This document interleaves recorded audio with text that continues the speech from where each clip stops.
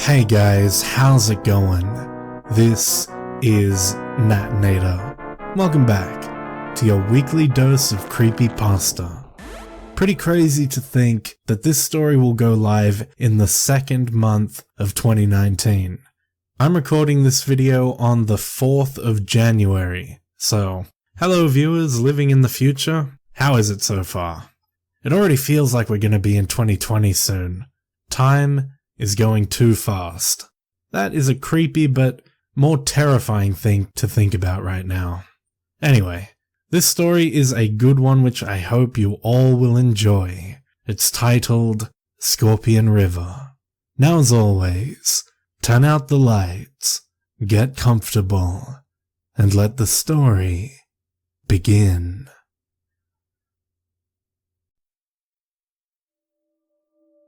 I'd always been afraid of Scorpion River. Ever since I was 8, I'd gone with my aunt, uncle, and older cousin into the wilderness of southern Arizona, where we'd spend 2 nights in their rickety blue camper. We weren't alone. Around 10 other families joined us for that December weekend. The adults sat around the fire, swapping stories of better days, back when the economy was stable and kids respected their elders. The 7 or so of us children quickly grew bored of the talk and went exploring. To call Scorpion River a river was an understatement. Water only ran there once or twice a year. The rest of the time, it was just an expanse of sand. Our campsite was close to the river, yet the sandy cliffs meant that one had to fight through half a mile of cat claws and ancient mesquite trees to get to it. Yet, every day without fail, we'd make the trip. It was worth it to play games of tag in the flat sand, or to make forts below the huge cottonwoods which lined the part of the river. Every time, an adult would come with us, much to our annoyance. They made sure we kept to the stretch of cottonwoods. The only time we were allowed to leave, that was when the group of adults decided to hike to what we called the funnel. The funnel was a natural rock formation, a vertical tunnel cut up through the cliffs on the other side of the river. It was beautiful, a pipe of smooth, reddish stone, which seemed to lead up into the sky itself. It was easily my favorite part of the trip. The only thing I didn't like was getting there. To reach the funnel, we had to pass through what I called Raven Forest. Here the trees were close together, the bark blackened by some ancient fire. Every time we went through, the screeching of ravens would fill the air. The light played tricks on your eyes, making it seem as if there were figures standing in the shadows. As I grew older, the feeling of unease grew too. I began to hear whispering in the trees, voices always too low to be understood, but distinctly unfriendly. I spoke about it to my cousin, Jade, but she dismissed it, telling me it was my imagination. Every year, more and more strange things would happen. Explainable, but just strange enough to put me on edge. Nothing stayed where we put it. Camper doors would open and close of their own accord. The campfire would sometimes flare without warning. My aunt and uncle once brought their German Shepherd, thinking he would have a fun time running with the kids. For the entire trip, he stayed close to camp, whimpering whenever we attempted to get him to come down to the river with us. As strange as things got, nothing downright out of the ordinary happened. Not until one year, the year Jade and I turned 18, when my 16-year-old cousin, Mason, decided to come camping with us. He was a tall youth, big for his age, a football player with something to prove. As there were 3 of us, and we were older now, my aunt and uncle decided we could go out by ourselves. Every chance we got, we went down to the river to explore, no longer hindered by the younger children. Jade and Mason often got annoyed with me, as I always refused to enter Raven Forest. Jade wanted to climb the trees, as she was going through a gymnastics phase, while Mason wanted to prove he wasn't afraid of an old, spooky forest. One evening, the two couldn't stand it anymore and told me they were going in whether I came with them or not. I declined, and the two disappeared into the woods, leaving me alone at the edge of the river. I sat down on the little cliff and waited as the sun began to sink below the tree line. I gradually became aware of a horrible smell coming from a nearby strand of bushes. I grew curious and went over to investigate. The bushes were low and thorny, forcing me to crawl to get through. I crawled on hands and knees over the uneven ground, finally stopping when my fingers touched something soft. I took out my phone flashlight and shone it on the ground. Instantly, I was moving backward, ignoring the thorns which tore at my hair, for lying on the ground was a pile of dead songbirds, heads missing, surrounded by blood and ants. I pulled myself to the edge of the river and stayed there, breathing hard, trying not to throw up. Several minutes later, my cousins returned, talking and laughing. They stopped when they saw me sitting on the ground, shivering. "What happened?" Jade asked. I numbly pointed toward the strand of trees. The two of them went over to look, returning a moment later, faces grave. "What would do that?"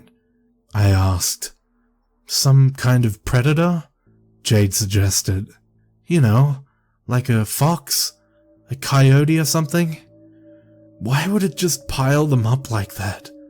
There must be 50 of them, all lined up in a circle like—" "Let's leave," Mason interrupted. "It's almost dark." We started toward the other side of the river, walking at first, then running. "I really think we're overreacting," Jade said, when we reached the other side and paused to catch our breath. "There must be some logical explanation. Maybe they just happened to be there and weren't arranged, like it seemed. Did any of us look very hard?" "The heads were missing," Mason said. "Explain that." "They might have rotted away." The longer we talked, the more reasonable the birds seemed. After around 10 minutes of proposing theories, we were calm. Mason decided to try climbing the cliff to get to camp, instead of going through the riverbed, which was muddy from a recent rain. He'd just gotten a new pair of red Converse and didn't want them ruined. Jade and I, knowing how many thorn bushes were between us and camp, decided to go down the river before going up the cliff. We split up. Once we were about halfway up the path, we heard rustling in the bushes. Thinking it was a deer, we ignored it and continued. "We should go up to the funnel," she said, bending down. "By ourselves?" I asked, scared, yet a little excited. "Yeah." "That'd be—" I stopped. Behind her, in the thorn bushes, was a dark shape. It was hunched, humanoid, though in the growing darkness it was hard to make out details. I glanced at Jade, and when I looked back it was gone. "What is it?" Jade asked. I pointed. "There was something there." "It was probably Mason." She stood up. "Hey, Mason! Get out here and stop trying to scare us." "Aw, come on," he called. I was relieved, until he stepped out of the woods on the other side of the trail. There was no way he could have moved that fast and that quietly. I tried to explain what I'd seen to the two of them, but they just laughed it off. We spent the night around the campfire, listening to my uncle play guitar. That night, nothing strange happened, and we all awoke early, eager to go on our trip. We left just after the sun rose over the cliffs. In the daylight, the forest was decidedly less creepy. We went around half a mile down the river before climbing the cliff. This was the first time we'd done it alone, but we were confident we knew the way. At first, everything went pretty well. We found a little trail and started toward the cliff ahead, but pretty soon, I began to notice that this part of the forest wasn't familiar. The trees were even closer together than usual, and even though the sun was, by now, high in the sky, it seemed dark. Then, the coyotes began howling. Though I knew they weren't dangerous to humans, it was still eerie hearing them in the distance. "Maybe we should go back," I suggested. "Nah," Jade said. "We can still find the tunnel. Let's just get off this path. It should be like a mile west of here." "Here, I'll go first," Mason said. "I got a leather jacket and you don't." When we left the path, I thought I heard the whispering, though it was hard to hear, over the racket my cousin was making by breaking a path through the trees for us. Finally, we reached a small stream bed, long since dried up, yet not overgrown. A minute or two later, we reached a funnel. We all knew instantly it wasn't the one we were used to. It was smaller, yet went further into the cliff face. More of a canyon than a tunnel. As we entered it, I noticed something far up near the top, around 200 feet above us. It was too far away to make out what it was, so I decided to climb a little way up the side of the other side of the canyon. Meanwhile, Jade and Mason went further into the canyon. I could hear them talking as I climbed as far up the wall as I could get. As I still couldn't see what it was, I decided to take a picture with my phone. I pointed it and snapped the picture, deciding to see if my uncle, who was into photography, could somehow enhance it. I started to climb down and tripped. I landed hard on the floor of the funnel. Glad for my thick coat, I heard rustling in the bushes to my left and waited to hear the others laughing at my clumsiness. Yet, no sound came. "Guys?" I called. "We're up ahead," Jade replied faintly. I started to go after them, having to squeeze between the trees and under the bushes, which clung stubbornly to the dirt floor of the funnel.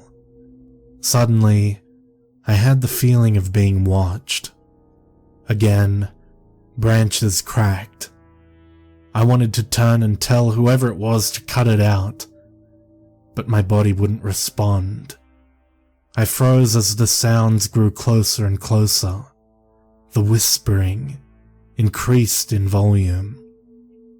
Then, the spell was broken as Mason called my name. The frozen feeling disappeared, and I turned, ready to confront whatever it was. Nothing was there. I hurried to join my cousins, who stood below the object on the funnel wall. From here, it was apparent that it was a bit bigger than I was.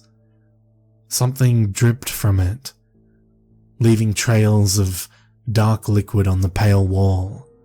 Around it circled several ravens. "Think that's a nest?" Jade asked, before I could tell them what had happened. "Maybe," Mason replied, shading his eyes. We stayed there for a few moments, trying to make out what it was, before growing bored. "Race you to the entrance," Mason called.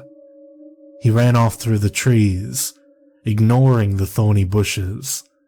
Jade and I followed more slowly, knowing we couldn't beat him.